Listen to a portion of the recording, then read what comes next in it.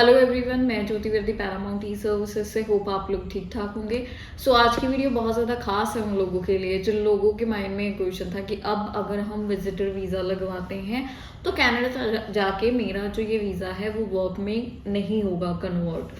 मैं आपको इसके लिए एक बात बताना चाहूँगी। सबसे पहली चीज़ तो इस चीज़ से डरना क्यों है, क्योंकि आप देखो ना, ये चीज़ स्टार्ट हुई थी 2022 में और तभी उन्होंने अनाउंस कर दिया था कि 25 फरवरी 2025 को ये हमने जो सर्विसेज स्टार्ट करी हैं इनको बंद कर देंगे। तो नेचुरली उन्होंने अपना एक ऑफ़र क्लोज किया है। उन्होंने एक टाइम के लिए, क्योंकि कोई भी ऑफ़र आता है, अगर ना कोई भी ऑफ़र हो, किसी भी फील्ड में हो, कोई भी चीज़ हो, उसे एक ना एक दिन तो क्लोज करना ही पड़ेगा।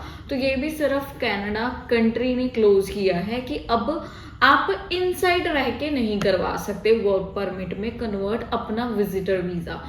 बट इसमें मेरे को नहीं लगता कि कोई भी घबराने वाली बात है। विजिटर वीज़ा लगाओ, लॉयर्स हैं, लॉयर्स को मिलो, लॉयर्स के साथ पूरा कंसर्न करो। लॉयर्स देखो किस लिए बैठे हैं। अगर कन्वर्जन नहीं होगा तो उनके पास काम कहाँ से आएगा। तो LMIA अप्रूव्ड करवाओ। लीगली आपके पास 6 मंथ होते हैं और इतने बहुत होते हैं वहाँ पे रह के कन्वर्ट करवाने के लिए।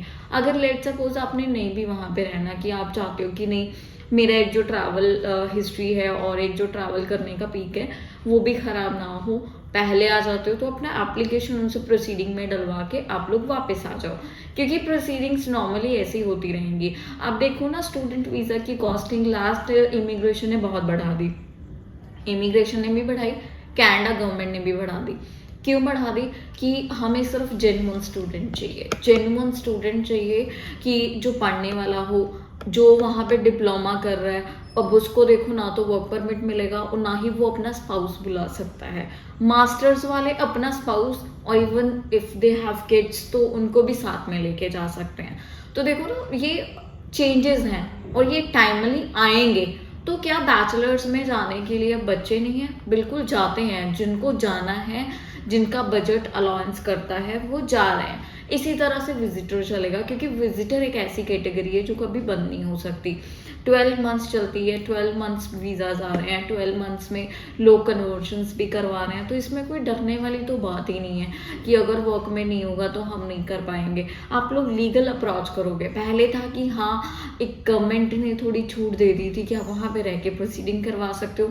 अब क्या होगा कि अब लॉयर के थ्रू पूरा प्रोसीडिंग रहेगा कि आप लॉयर हायर करोगे, वो आपके लिए LMI अरेंज करेगा, प्रॉपर आपको वर्क्स की जो भी जितनी एलिजिबिलिटी क्राइटेरिया होगे वो कंप्लीट करके तो फिर आप अपना जो वीज़ा है वो कन्वर्ट कराओगे। इसमें कोई डरने वाली बात नहीं है, बिल्कुल घबराने वाली बात नहीं है कि नहीं अब कनाडा जाने का बेनिफिट नहीं है। जिन लोगों ने ठान के रखा है ना वो जाएंगे। अब कुछ लोग आफ्टर वीज़ा करते हैं। अब आफ्टर वीज़ा वो चार्ज कर रहे हैं 15 लाख, 20 लाख, 25 लाख।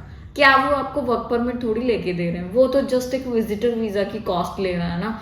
आप उस पर भी जाके देखो, अपने हाथ पैर चला के आप लेते हो वीज़ा किसी तरीके से। क्यों लेते हो? क्योंकि आपको लगता ही नहीं है कि इतने पैसे खर्च के विजिटर वीज़ा लेके मेरा वर्थ ही रहेगा वापस जाना।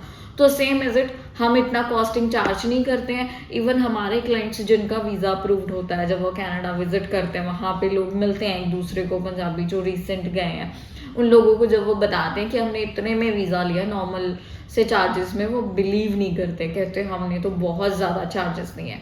तो पैसे बचाओ, मतलब उन कंसल्टेंट से अप्लाई करो जो बिल्कुल नॉमिनल चार्जेस पे कर रहे हैं और जिनका प्रोसीजर बिल्कुल क्लियर एंड कट है।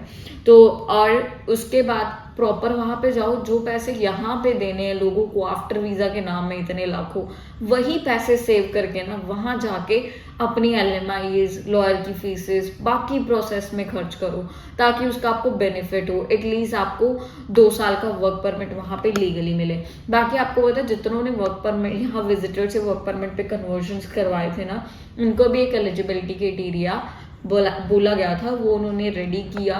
किसी ख्याल से रिक्वायर्ड थी तो उन्होंने की। जो नॉन मतलब स्किल्ड में गए थे उनका वैसे ही हो गया। मतलब जो रिक्वायरमेंट्स हैं वो तब भी कंप्लीट कर रहे थे और अब भी आपको करनी पड़ेगी। अब ये अब अनाउंस कर दिया उन्होंने कि अगर आप हमारी कंट्री आते हो एज अ विजिटर तो मतलब वर्क नहीं कर सकते कन्वर्जन इनसाइड रह के। तो आप प्रोसीडिंग अपनी स्टार्ट करवा के चाहे इंडिया वापस आ जाओ, जब अप्रूवल आए तो यहीं से ट्रैवल कर लो। बेस्ट ऑप्शन है, विजिटर में खर्चा कम आता है। जाओ, प्रॉपर तरीके से करो। अब देखो ऑस्ट्रेलिया था, ऑस्ट्रेलिया का पहले रूल होता था कि जिनका विजिटर लग गया वहां पे जाके वो पहले कन्वर्ट ही स्टडी में करवाएंगे। लिखा तो 3 मंथ की होता था, बट कोई भी 3 मंथ्स की स्टडी तो कन्वर्ट करवाता ही नहीं था, वो 2-2 साल की स्टडीज में कन्वर्शन करा रहे थे। यूके जा रहे हैं लोग, 6 महीने का वीजा होता है, 5 महीने काम करते हैं, फिर वापस आ जाते हैं। मतलब जिन्होंने कुछ करना उन्होंने कर ही लेना है, जिन्होंने कुछ नहीं करना वो इंडिया में रह के भी कुछ नहीं करते हैं। तो आपको अपने ऊपर थोड़ा कॉन्फिडेंस होना चाहिए कि मैं वहां जाके ये चीजें अफोर्ड कर सकता हूँ। देन आप लोग जो है वहां जाके प्रॉपर अपना प्रोसीडिंग करवाइए। विजिटर वीजा की ट्रांसपेरेंट सर्विसेज चाहते हैं कि आपको पता हो आपकी एप्लीकेशन में क्या जा रहा है, तो उसके लिए हमारे हेल्पलाइन नंबर पे कॉल करिए या ऑफिस विजिट करिए। मेक श्योर जब भी विजिट करते हैं अपने डॉक्यूमेंट्स या प्रीवियस जो भी आपकी रिफ्यूजल है उसको लेके विजिट करिए, प्रॉपर तरीके से इन्फॉर्मेशन लीजिए। आपको अच्छा लगता है तो आप लोग जो प्रॉपर तरीके से अप्लाई कर सकते हैं हमसे। Thank you.